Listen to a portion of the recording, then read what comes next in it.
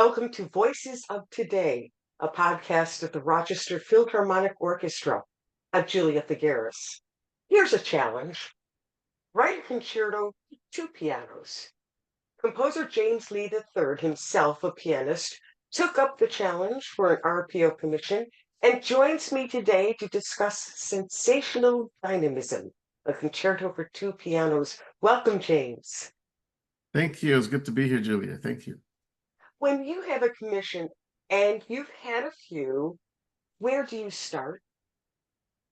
I usually start with usually there's a program that is desirable. Most times in concerts or orchestras, when they think about programming, there's always this aspect of, well, what is this piece about? So I knew that this would need to be a flashy type piece as well, that could show off the technique of the Naughton sisters. And I thought about, in this particular case, gymnastics as a source of inspiration. So depending on what work I'm composing, I think about a nice program, and then I go from there and start to sketch out some ideas. And then a person of faith, I usually pray about what I'm writing as well. And then I talk with the players and maybe go over some things. But as a pianist myself, I pretty much know what I'm doing. But if it's another instrument, then I might want to just make sure some things are idiomatic. Do you tailor your work to the actual soloist? Sometimes, I mean, to their strengths, I do sometimes, but not all the time. There was one instance where my hands were bigger than the soloist hands in one piano concerto.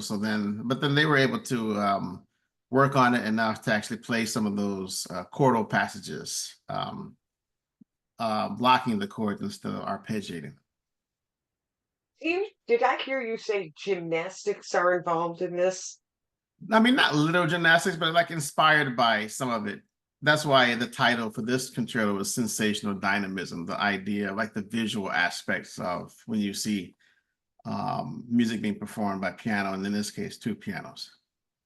As you write this piece, do you send it off to the soloist so they can check through it? Do you wait till it's done? Do they never see it until it's time to have it? Usually in a concerto, I complete a movement and then I send that movement to the soloist. And then they can kind of go over it and look over it and see if there's any issues with that they might have concerns with in their own part. But then once those are resolved, then I keep working and I send the next movement until I'm finished. Does writing for two pianos complicate things? It can. I mean, in the past, I wasn't as fond of two pianos or even three. For me, I was more interested in just one piano. But I like the Francis Poulenc piano concerto. The concerto for two pianos. And then thinking about this, I just have to think about the kind of relationship they have with each other and then the balance with them and the orchestra. So it was actually a fun challenge. Is it the flashiness of the Poulenc that sort of led you to what will be the flashiness of sensational dynamism? In a way, and then it was kind of requested also that this piece be something that could showcase their technical abilities. When you write a piece like this, what is the hope? Do you think that because when it comes to two pianos, there aren't a lot of concertos out there. So is the hope that this will have legs and people like the Naughtons, for example, who are going to premiere sensational dynamism will keep it, hold it, and continue to play it? Sure, that's always the hope when you write a concerto with, or even an orchestral piece. You would hope that the conductor or the soloist would champion the music, and that is something that we would definitely plan with this piece. Since it's only being commissioned by the Rochester Philharmonic, then there are plans to really champion it to play with other orchestras. What was your first commission? I'm sorry? What was your first commission? Oh, I think it was an orchestral piece in 2000, around 2000 when I was a graduate student. I mean, I consider that my first serious commission. I think I wrote something for someone else younger, like in high school. But like the first serious one was when I was a graduate student, and it was a 10-minute orchestral work for the Alabama All-State Orchestra. in Mobile, Alabama, and that was actually a good learning experience as well. So it's been 24 years. You write across the board for all kinds of different um, groups. So you've done everything from choral and vocal to chamber to orchestral to concertos. Do you have a preference for one that you like a lot more than the others? Oh yes, orchestral. That's my number one preference. That's your jam? Why? I love the sound world that I can achieve through orchestral writing. I just love the aspects where I can have moments of a chamber-like sound and then moments of a very dense texture, um, just wall of sound in the orchestra. And I just love that sound. So as you enter a commission, as you create that wall of sound, where do you find your inspiration? Externally, internally, maybe both? Yeah, it is both. I start to think, like I mentioned before, typically in concerts, there are discussions, whether they are pre or post-concert conversations. And usually people want to know, what is this piece about? And I try to find something that I can hopefully have it resonate with audiences. And then I always try to have moments where my music kind of reaches to this inner soul of the individual, really moves them in such a way. I don't, all right, anything, music for me is fun, but I don't write, I try not to write what I consider to be for my own self, my own goals, anything that might feel trite. I always want it to be very meaningful and something that could be very moving, even if it's flashy in some aspects like this concerto for two pianos. There are moments where there's moments of beauty and depth. You're a man of faith. Does that play into your creation as well? Sure, it does. There's some certain works that have really um, been influenced by my faith and my own studies, and one particular work is usually played. That's inspired by my faith has been played or programmed almost every season somewhere. So Does your music inspire your faith? I know your faith inspires your music, but have you found that your music can inspire your faith as well? yeah, it's interesting you said that. I just returned from Maine from the Canaizo Chamber Music Festival, and um, I would say yes. In one movement in particular, I wrote a string quartet, my third string quartet, and it's called Untranslatable. And it's about my interest in foreign languages. And the third movement is called Chesed, which is a Hebrew word. And it means roughly like loving kindness and mercy. It's kind of hard because most of the words that I chose in this for the string quartet are very difficult to translate literally in English. And that particular moment, I remember sitting there listening to it and thinking, yes, this is Hesed. This really feels like this is like this kind of mercy or loving kindness, especially near the last part of the movie. You find yourself drawn to those more introspective moments in your writing, more so than the good flashy stuff that I, everybody else loves? I think so. Yeah, I think so. I was just talking about that in my introductory remarks to the string quartet. I love like the very rhythmic music, but the music that is very introspective and just very profound, full of wonderful colors. That's really something that I really enjoy. See, as a man of faith, I understand that your musical journey actually began in the church as a Kind of by pianist. playing for services, yes. Playing hymns. So you had a woman in your church who gave you your first kind of piano lessons? Sure. Tell us about that. In terms of, but she visited the church. There's one woman who visited their church to give piano lessons to the children at the church. But then the one particular woman who's still alive today, I think she's about 96 or 7. She helped me to play, I guess what you might call orchestrally, for church hymns, in terms of having a texture that's really fuller and encouraging congregational singing. So your parents, I'm assuming, were pretty okay with this. I talked to people whose parents were not all that pleased with a musical journey, but I'm assuming that your parents thought this was all right. Sure, my father was the one who signed me up for piano lessons initially when I was 12. And then um, over time, I think they were more disappointed when I stopped pursuing piano at the end of my um, undergraduate degree. And when I told them I was going to pursue composition for my master's and doctorate, they were kind of surprised and really wanted me to continue the piano. But I think for me, that was the best decision. And then now, of course, since then, they've been very proud and very excited about what I've been doing as a composer. In your pursuit of piano, was that as a classical pianist? Yes.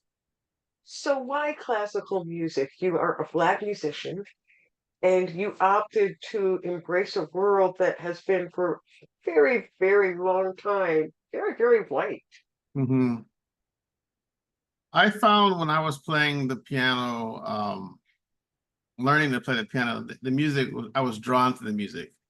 And I was just really very much interested in Beethoven and Chopin at the time. And I used to listen to popular music until I started playing the piano. And then even to this day, I still don't listen to popular music at all. It's just something that's really drawn. I think probably because of my personality. I think this part, like I love to joke and play, but I'm very serious also on one hand. And I think that this art form really spoke to the way I could express myself the best. And especially as a composer writing orchestral music, I felt like that is how I could express myself. And that is my preferred art genre. You seem to me to be a bit of a seeker, and actively seeking new vibrations, new inputs in your world. As a Fulbright scholar, you went to Brazil to study composers. You love foreign languages. Mhm. What have you found in your seeking? In my seeking, I found that, I mean, it's just the way that it enhances my own life experiences.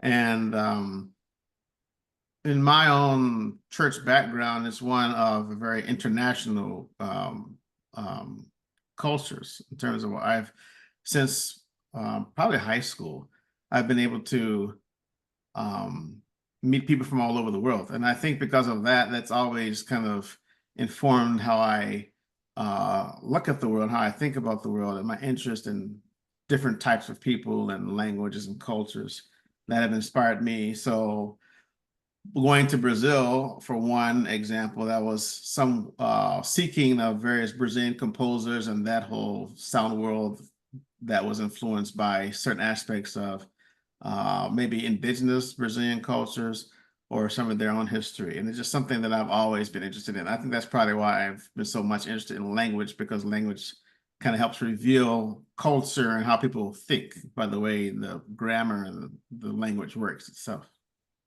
Do you find these things that you have discovered in your seeking, as well as your heritage, do you find a way to weave this all into everything that you create?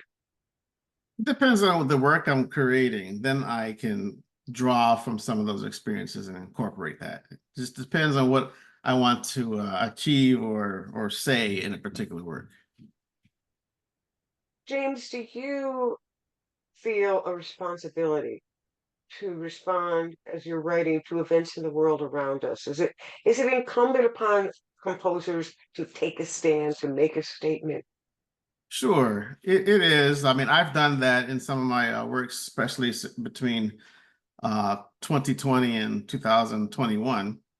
I've done that, and that was a lot of what was also asked of me. So I think it's important that we can um, take a stand and have our own statements on what has been happening in current events, maybe draw attention to some of those things.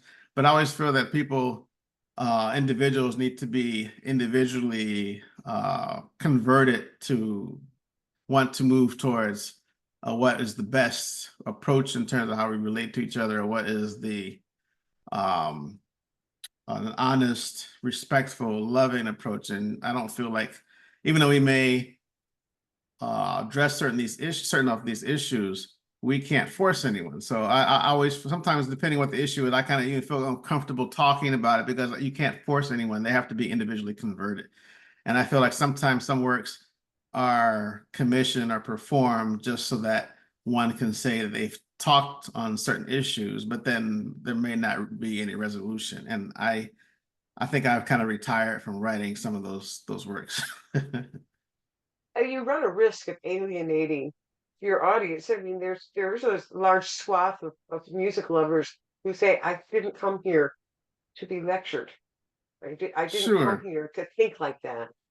Sure, and that's what I'm saying before. My background is one that I have been able to appreciate all types of cultures and language groups, so that I've always wanted to appeal to a larger uh, public instead of really focusing on certain topics that may really turn out to be more of a depressing moment and not as uplifting as it might be in a nice concert setting where someone really wants to just hear wonderful, beautiful music on certain topics that they may not be prepared to really have to face and be kind of lectured at certain times. And I've kind of done some of those works, but I think at that time that was something that was kind of desired of some of us as composers. But my mission has always been more to international environment. Does this come out of your church in part? I'm assuming it was a very international church. Sure. Yeah. My church is very international. We have churches, hospitals, and universities in over 200 countries. Have you gone on a trip to any of these other countries to see the churches, to speak with your brethren? When I've traveled because of my music, I've been able to see as far even as Israel. That's a smaller community there, but most of the time, if I'm traveling because of music or on a nice vacation with my wife, then I'll see one of the other churches in a different country. So composing is a really solitary art form. I mean, it's you have to sit in your room, you have to do this alone. So what is your writing process, James? Do you sit in a room alone? Do you work at a certain time of day? Not necessarily a certain time of day. I mean, it could be morning. It can be typically when I'm working, it's all day, with just a few breaks for meals and spending some time with my wife and some exercise or nice walk. And especially, I'm pretty driven to finish my works early, never late. So, um, yeah, usually I'm working a lot of the time until the work is finished. And I try to start one work, like I feel like I'm at the point I may need to do two works at a time, but then I always feel like I have to work on something and then complete that and then move on to the next work. I'm assuming you work at the piano, or are you using electronic like computers now as well? I use piano some, but that's mostly if I'm writing a piano concerto. And then if I want to play around with some ideas for the orchestra, I will maybe use piano some, but then I use my Sibelius software program. And I usually write open score, which means I write directly for the orchestra. I'm not distributing pitches as an afterthought. Usually I know exactly what instruments will play which part of the work. How did you learn that? How do you learn every instrument and what it can do? Sure. Well, in the University of Michigan, I was, of course, one of the students in the orchestration course, and that helped, of course, learning about ranges and possibilities of the instruments themselves. But then I listened to rehearsals. So during my breaks, I would walk down to the rehearsal hall and listen to the orchestra rehearse. And I would attend a lot of orchestral concerts there. And then even drive to Detroit, hear the Detroit Symphony perform. So I listened to a lot of orchestral music and study scores. And over time, I've been so familiar with it that now it's kind of natural. I might try to make some new sounds here and there for some other works, but it's pretty natural to me to write for orchestra.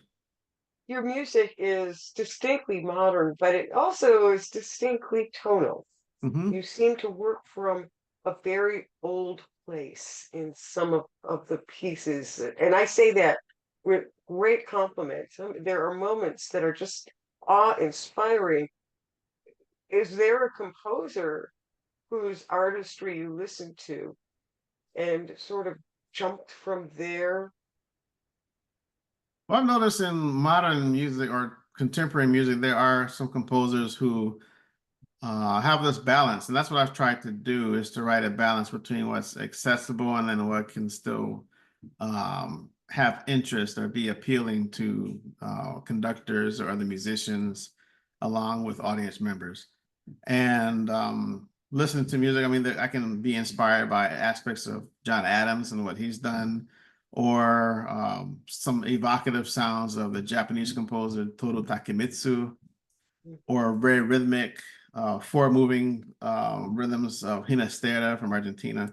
So I've just, all these composers are kind of in my head, and I'm kind of inspired by them in terms of finding my own balance and how I reach the listener, and even the performance, of course. Let's say that we're you as a composer, as all composers, are really trying to nudge the needle ahead, move forward. Where is forward musically? Where are we? Do you see us going musically now? I still see us moving towards, I don't know if it's as forward, but I think maybe forward now is using music that is non Western classical music that is being incorporated in the concert hall. So I see a lot of modern composers writing music where they would incorporate aspects of pop or hip hop or some other things that are influencing their music. And I think that's kind of a newer sound world that has been explored to incorporate those elements. And then there are composers who are also going back to previous eras in music that are inspired by Renaissance or aspects of Baroque music and incorporating that into the music. So I'm not sure if it's so new, or the moving forward is, I guess, a lot of borrowing from other styles and incorporating that into the music. It seems to me like we've got a generation now, and actually starting with the boomer generation and then moving younger in age, uh, of listeners whose musical options are far greater than they were 100 years ago.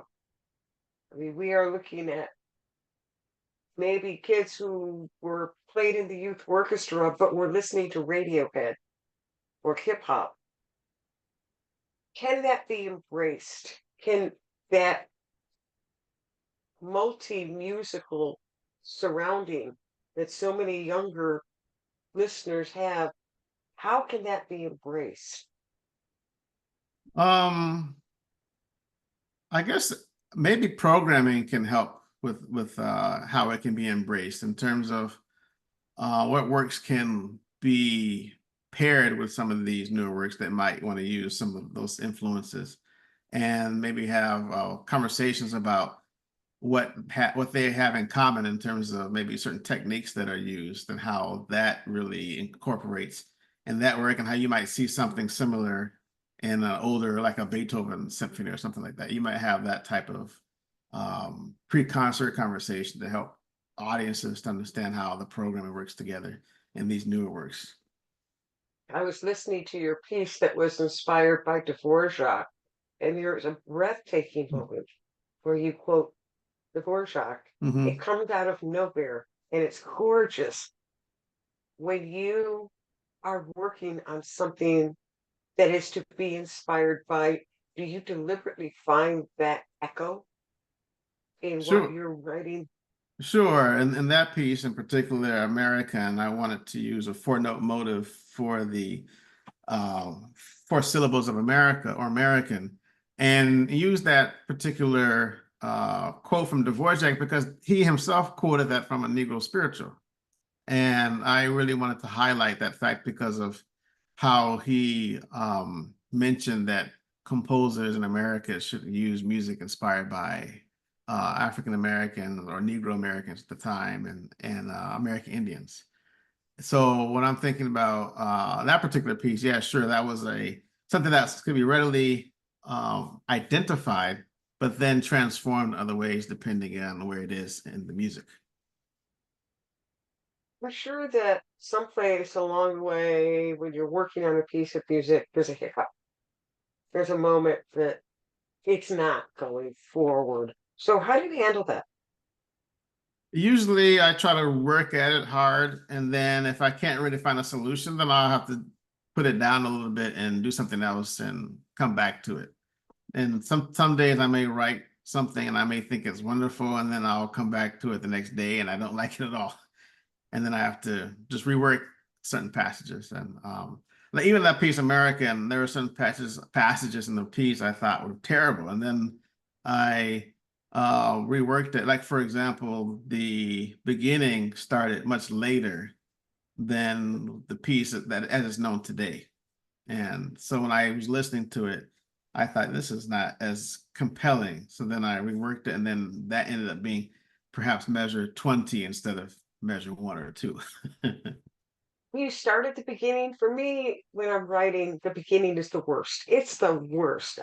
Mhm. Trying to figure out where to go and how to start going there. To me, is like the hardest part. Is the beginning hard for you? It is. It has been in some aspects. And this just depends. Like for example, I have a piece called Sukkot, the Orion's Nebula, an orchestra piece, and I knew exactly that's how it would begin. And I started from the beginning, no problems. Um, but depending on the work, sometimes I need to start well into the work and kind of work towards the end of it and then come back to the beginning later. And that I did in a piece about Harriet Tubman at the Baltimore Symphony Commission. That one I know I had the hardest time starting. You work on a piece, find something, don't like it there, take it out, sort of set it aside on the countertop, come back and maybe put it in a different piece entirely. I have done that. Yeah, I've done that in a concerto that I wrote. I worked on it and I thought, you know what, this would be much better for this other piece, and I actually did that. And it turned out that that's the actually I did that in this piece. Yeah, and this concerto for 2 pianos and orchestra, the first movement started with material that now is part of my clarinet concerto, because I thought that the textures that I need for the clarinet concerto would be easier with the clarinet than the piano and strings. So yeah, that actually happened just a few months ago, actually. You talk about you like to do one project and move forward. You're commissioned a lot. So how are you balancing all of your commissions and your work? Do you set it out in a linear fashion? I do. Yeah, I have it. I have it all on my computer, so I remember what's happening. And then sometimes there's some projects that I forget about because they haven't, the commissioners haven't talked about it as much. Usually those are, if it's like a chamber piece, then I might kind of tend to forget about it. Usually the orchestra, I don't forget. And I usually have it set out so I time myself. So I know, for example, like today, I've already been planning so that I know I need to finish a piano concerto by October so I can start on some other works for a February deadline. So usually I have it all planned. So when I tend to limit my social time. So I'm always make sure I'm working. As you're working and on your projects and planning things, um, are you working closely with whatever organization has commissioned you? Do you just drop it in their lap and give them a nod? Or does that vary from organization to organization? Sure, if it's an orchestra piece, then they don't see it until I've completed the work.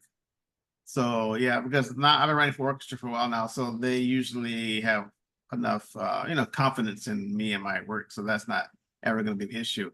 If it's a concerto, then usually I will send a movement to the soloist, and then they have an idea, because it's typically for them to start learning it so that they can learn it in the process, so that they don't have this one big chunk of music months down the road that they have to learn at that time. So like my piano concerto, called Shades of Unbroken Dreams. I did that so that Alexandria, the pianist, would learn each movement because we were going to have a sort of interview in London with BBC before the premiere in November. So that, of course, needed to be prepared and for her to be able to learn it well in advance. Do you take criticism? Does if the soloist writes back and says, "I hate this passage. It's not playable." Do you tell them tough, or do you work it out with them? Yeah, I usually work out with them, but I haven't really had that problem. But usually there might be something like I know with her, there was like one passage where it was easier to just revoice the chords because of the speed in that particular passage. And that's fine. Yeah, I'm usually willing to negotiate and work out certain things so that it is successful on both ends. For us non-pianists, can you explain what the phrase "revoice the chords" Oh, means? sure. So revoice the chords. Revoice the chords might mean just taking a note that was in one particular octave range and bringing it down an octave, or moving another note so that instead of it being yeah, like the same thing, if it's lower, then bring it higher so it might fit a little more comfortable in the hand. So if you have like a C, E, G, you might move the C another place so that it's more comfortable. Yeah. How do you know a piece is done? Oh, yes. I've been thinking about that. Sure. I know a piece is done if I feel like there's a resolution after everything that has happened in the work. And if I feel like I always think about timing and when pacing and when events unfold. And if I've said all that I need to say and the end seems to make sense organically, then I know the piece is really done. Is no resolution a resolution? Yeah, well, Are you know there what? I think are about there things that hypermeter. can't be resolved? Yeah, there are things that can't be resolved. Oh, sure, that can happen as well. And then for me, I think about hypermeter and hypermeter, for those who are not musicians, is considering measures or bars as beats. And sometimes it can be very mathematical in terms of groupings of four. And when I realized that it's very organic, but at the same time it makes sense hypermetrically, then I know the piece is complete. So you have a piece, you finish the piece, you send it off to its home to be played, its new home to be played. Have you ever taken that piece and then revisited it, gone back and said, "Not quite right," and reworked it?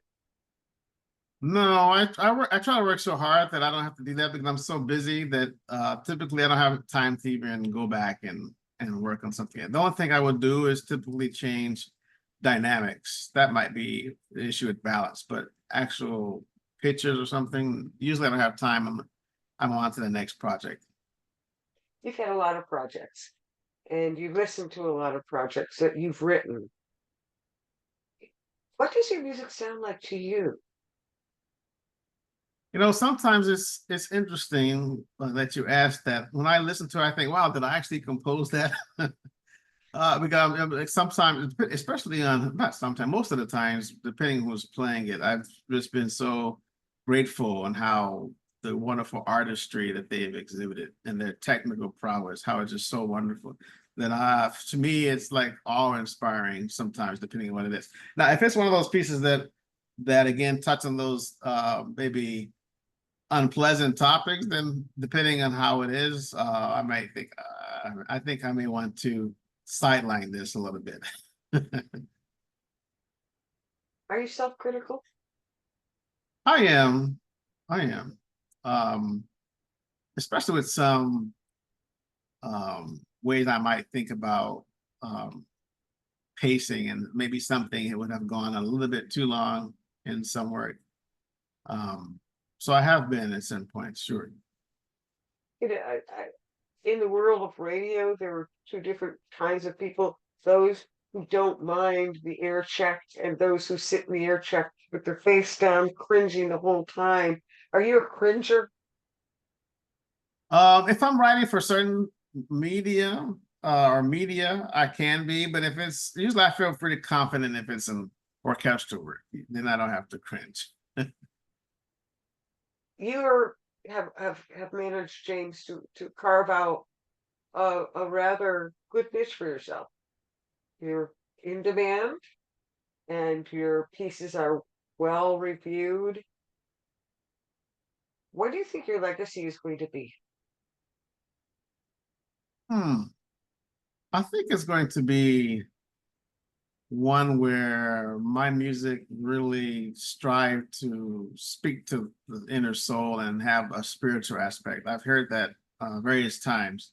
Even last week, I was at a music festival and some musicians who were not performers, but they were retired, but listening just really felt moved and they felt how profound it was. So I think that's probably going to be a legacy in my music. It's something that was uh, highly profound and very moving to the soul.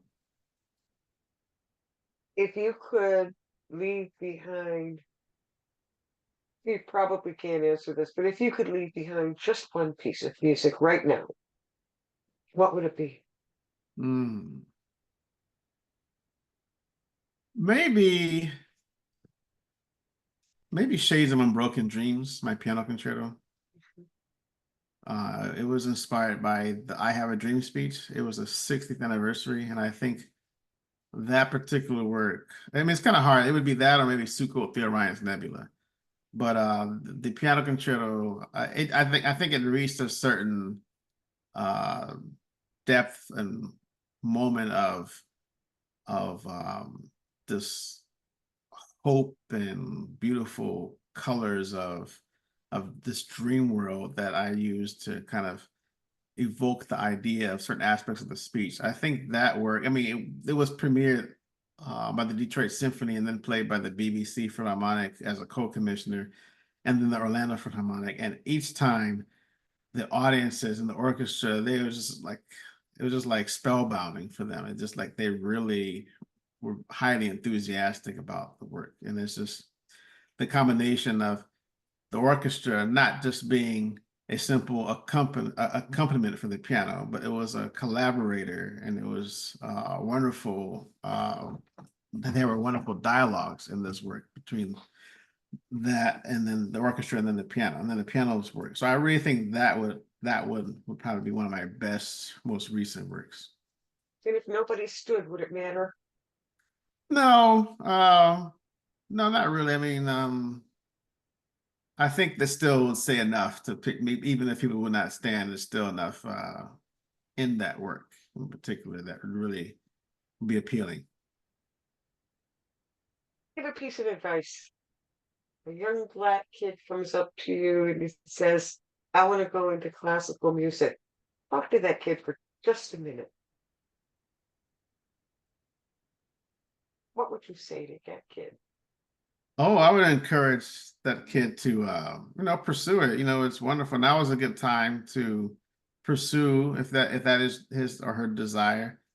And I would encourage that kid to really um, make sure that they understand theory very well, make sure that they're very studious in school, that they are one who wants to work very hard and to come to dominate their craft in such a way that they dominate, but that they're very passionate about it, and then just go for it and really try to find good mentors who can help connect them with others and have opportunities.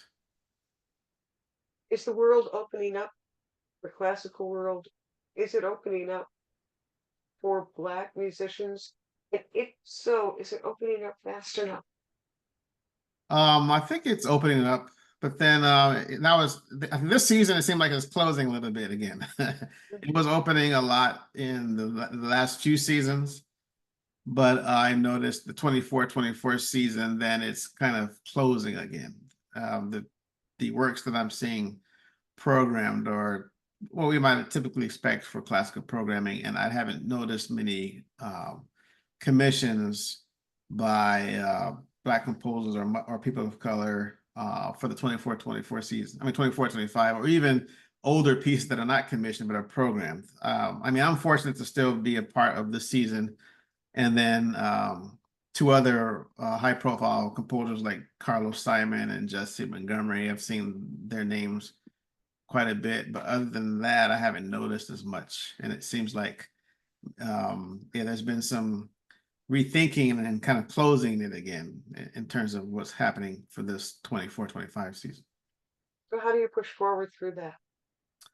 Yeah, that's what I'm saying. That's what I was saying before. That's something that really, like, if you have um, administrators who really are interested in having diverse voices heard, they would have to want to champion that, and conductors or chamber ensembles, if it's not an orchestra, or choral ensembles, they have to want to champion and find the value in these newer works to program it. And maybe they could start small by just introducing some of these composers to the community if they're not really known, so that people can start to. That's happened with me with certain orchestras or ensembles where they've slowly programmed my music, and then people become more familiar with it, and then they are interested in hearing more by me or whatever other composer. Well, I will say that the RPO was pretty happy that your voice is part of the season, and we really look forward to hearing Sensational Dynamism and what you and the Naughtons and the RPO bring to the stage, which I hear is going to be flashy. It will be. It will be. They have enough because the visual aspects of when people watch gymnastics and how they are so taken by what they're seeing. That's part of the process. Because I've noticed sometimes when I'm watching, you see certain performers play. Even this past week, just watching these young people play my piano trio and just the energy they brought to some of the more vigorous passages. I could see people who are like standing up and they're like looking more and they're trying to see what's happening. And that's kind of what, well, I'm sure will happen with this new concerto for two pianos. Would be like. Congratulations. We look forward to it. And I hope that you will be in Rochester for the premiere. Mm-hmm. Many thanks to you, James Lee III, for chatting with me. I'm Julia Figueras. Voices of Today is a production of the Rochester Philharmonic Orchestra. Good to be here. Thank you very much.